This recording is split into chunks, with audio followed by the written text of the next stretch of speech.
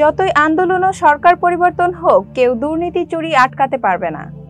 গত বছরের জুলাই-আগস্টে ছাত্রদের আন্দোলনে বেশ সরব ছিলেন শোবিজ ইন্ডাস্ট্রির আলোচিত অভিনেত্রী শবনম ফারিয়া।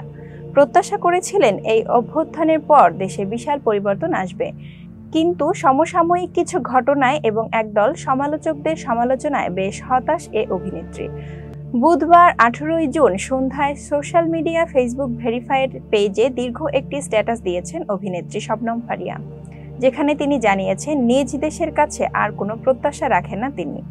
একই সঙ্গে ডলারের কাছে কোনো নৈতিকতা বিসর্জন দেবেন বলেও জানিয়েছেন এ তারকা।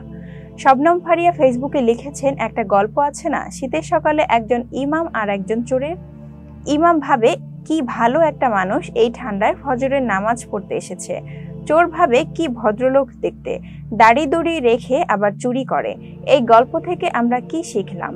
যে যেমন, যার চিন্তাধারা যেমন, অন্যদেরও তাদের সেম মনে হয়। তিনি লিখেছেন, কিন্তু বিশ্বাস করেন পৃথিবীর সব মানুষ টাকার কাছে তাদের এথিক্স বিক্রি করে না।